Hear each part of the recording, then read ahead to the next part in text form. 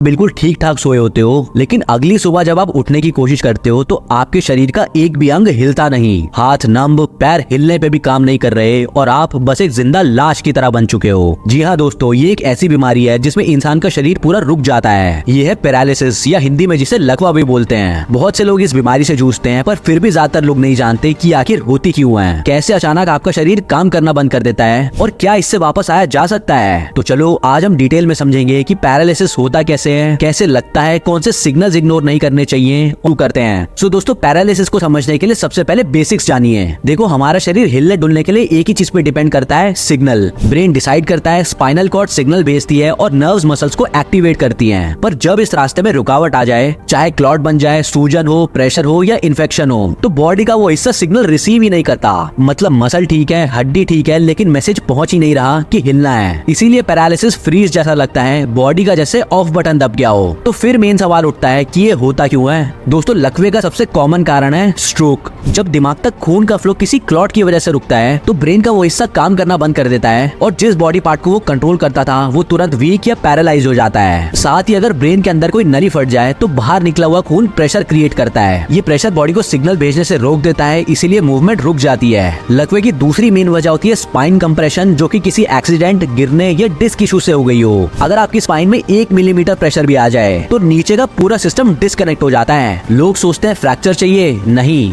Spine में सिर्फ थोड़ी सी सूजन भी पैरालिसिस दे सकती है। और फाइनली नर्व डिसऑर्डर्स, जब बॉडी खुद ही वायर्स को डैमेज कर देती है। इस सिचुएशन में कभी इम्यून सिस्टम नर्व्स को अटैक करता है, कभी इन्फेक्शन नर्व्स को स्लो कर देते हैं और कभी B12 डेफिशिएंसी नर्व्स की इंसुलेशन को तोड़ देती है। इसका रिजल्ट होता है मैसेज रुक जाना और मूवमेंट जीरो। तो फिर जरूरी सवाल आता है कि पैरालिसिस आने के वार्निंग साइंस क्या होते हैं। दोस्तों, यहाँ सबसे ज्यादा लोग गलती करते हैं। पैरालिसिस से पहले कुछ चीजें हमेशा अपीयर होती हैं। बॉडी के एक साइड में वीकनेस आती है, चेहरा एक तरफ शिफ्ट होना, हाथ पैर में टिंगलिंग या नमनेस, नजर धुंधली होना, चक्कर प्लस उल्टी, एकदम से सर भारी जैसा फील। बहुत लोग सोचते हैं ये थकावट है, एसिडिटी है या माइग्रेन होगा, पर एक्चुअली ये सिग्नल ड्रॉप होता है। यानी बॉडी बता रही होती है कि कनेक्शन अनस्टेबल हो रहा है। तो अगर पैरालिसिस हो गया तो क्या वापस नॉर्मल होना पॉसिबल है या नहीं? इसका जवाब निर्भर करता है डैमेज और टाइम पे। स्ट्रोक में अगर पेशेंट 3-4 घंटे में हॉस्पिटल पहुंच गया, तो क्लॉट डिसॉल्व ट्रीटमेंट से सिग्नल वापस एक्टिवेट हो सकते हैं। स्पाइन में अगर स्वेलिंग जल्दी कम हो जाए, मूवमेंट वापस आ सकती है। नर्व डिसऑर्डर्स में बॉडी खुद ही नए पाथवेज बनाती है और फिजियोथेरेपी उसको स्पीड अप करता है।